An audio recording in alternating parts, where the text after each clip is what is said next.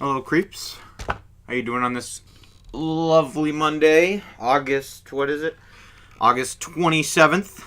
We're almost getting into September territory. Just a little housekeeping. If you haven't noticed yet that we here at Horrid Lore have a podcast up. So, you can pretty much check everywhere except for we're not on Spotify yet because you need 5 episodes up before you get on Spotify. So look us up anywhere on iTunes, Podcatcher, Stitcher. Look us up, find our podcast. We got an episode up right now from last week about the Venture Brothers, from where we were in the beginning until where we are right now. So if you want to hear that before this, then we got that up on the channel too. So you can go check that out first if you'd like to.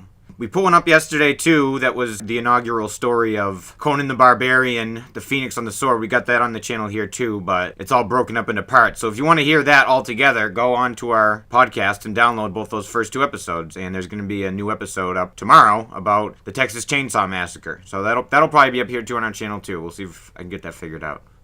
Well, I know I said that it probably wouldn't happen, but since you creeps have been so fucking kind on our little venture videos, I'm back here for more. Last night, we were finally reinserted back into the Ventureverse,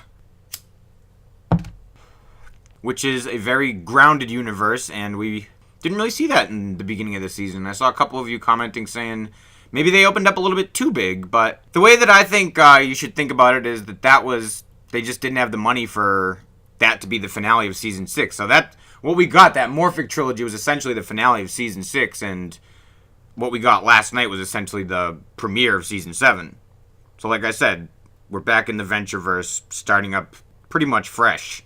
Like I said, after 3 weeks of mind-boggling stories, jam-packed with revelations, we arrived back here in the territory of amazing jokes and steadily growth of a new story arc. Like I said, Season 7. But I'll get more into that later. Let's start from the start, or I guess kind of, because we get a title card that states 2 months later. But forget about that. We finally get to see the Monarch is back as the Mighty Monarch, and he's robbing a Ventec cargo ship with number 21, who are both sporting some sexy, sexy new regalia. They both have some awesome, cybernetic suits on. They're awesome.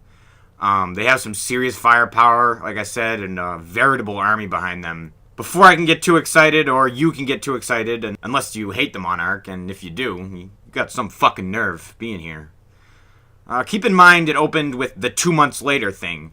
So, after this is over, we get the Monarch in the present, who is seemingly fantasizing about this, but it happens in the future, I think, so I'm not really certain what's going on. But anyway, he's actually being audited by Dr. Z to reassess his position in the guild after everything that has happened over the past several months happened. And after all that, he's given a disappointing 5 out of 10 ranking in the guild, which is as embarrassing as it sounds. I failed to mention in my recap that the Mighty Monarch had fallen from grace hard since the fall of the original guild. He used to have an enormous army of henchmen and a giant hovering cocoon, and now he has a handful of migrant workers as his henchmen and an inflatable flying fortress. So he is forced to seriously reevaluate his situation.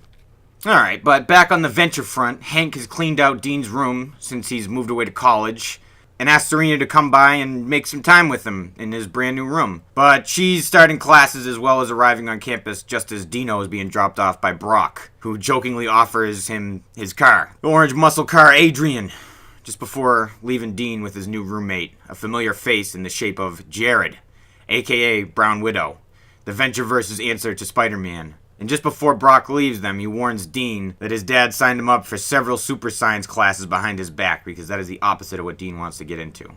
We now cut to Rusty in the Ventec boardroom, where he just jumps out the window and saves himself, though, with the hover belt that his brother used to wear because he was so short, and that's how he got around. And he gleefully declares that it would put them back on the map and start making them money again, before he passes out due to the massive blood loss from the cuts he got jumping out the window. Now we cut back to the Monarch and 21 at the bank attempting to take out $20 million from Monarch's trust fund, which, it turns out, has run dry from the massive renovations he's done to his house, putting the mighty Malcolm in a state of severe crisis. He attempts to rob the bank, but is very quickly and embarrassingly again foiled by the Brown Widow, who is apparently also in the bank. We cut back to the university where Tosh Tompkins is taking over for Think Tank, who's still in the coma from fighting Brock in the last season. So now Tosh Tompkins is teaching his philosophy class with a little help from visiting professor Mr. Zack Snyder by showing them 300. Dean now meets up with Serena, who doesn't know how to feel when she's being overly friendly to him. Now back to Rusty, who wakes up in the hospital with Hank and Brock there to visit him. But he's only asking for Dean, which seems to hurt Hank very badly, leaving him desperate to make his own money to show Serena a good time, because she's the only one that it seems like that is really making time just for Hank, in the words of Enrico Matazza. Do I sense some tension brewing here between the titular Venture brothers? I don't know. Let's see as we move along. Back at the Monarch Manor, Dr. Girlfriend is returning home and gives her man a seriously good pep talk and inspires Malcolm to take some shit work that he really doesn't want to do to try and pull himself back up by the bootstraps. Something that Monarch has never done before, no matter how mighty he is. He's never kind of gotten things done for himself. Cut back to the campus where Dean is meeting with his advisor, Dr. Von Helping, who is imploring him to study sciences that interest him to make the world a better place like he did. Because he can commiserate. His father being Viggo Von Helping, who was one of the best archvillains in guild history. This sways Dean to accept his professor's offer.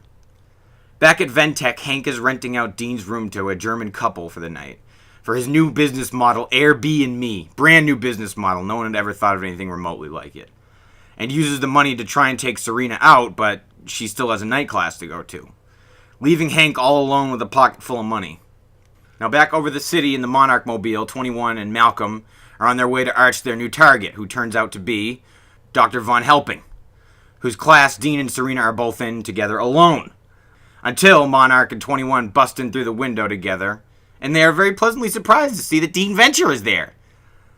Now back at the hospital, Hank is visiting after he's got nothing left to do, giving a very heartfelt statement to his sleeping father, only to get a drug-addled, very disappointing response. Only proving that Dean is at the top of everyone's list and the number one commodity in Hank's eyes.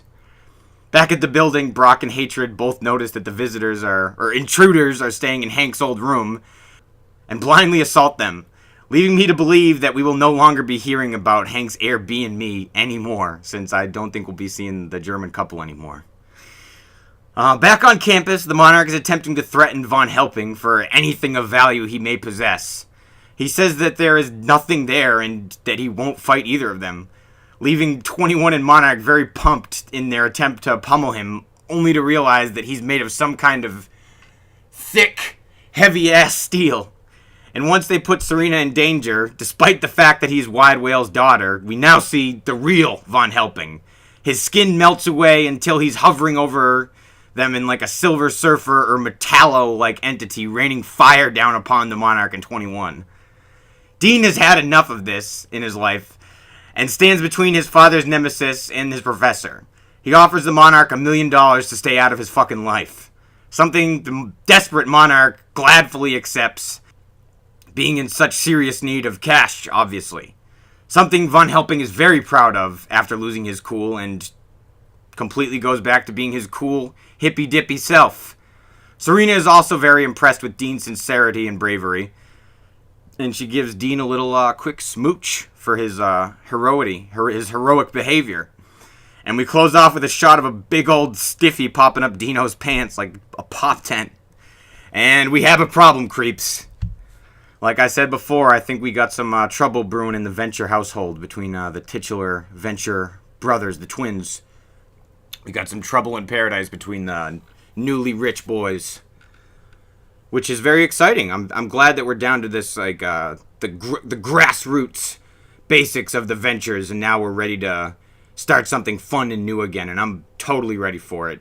And I hope you are too, creeps, because this is really fun to talk to you guys about, and I just can't wait until next Sunday. And I hope you can either. Hope you can't wait for tomorrow either, where our new podcast is going to be coming out about Texas Chainsaw Massacre 2, and mainly kind of Dennis Hopper's wild behavior in the 70s and 80s. Well, I hope you rejoin me again tomorrow. Until then, love you, creeps.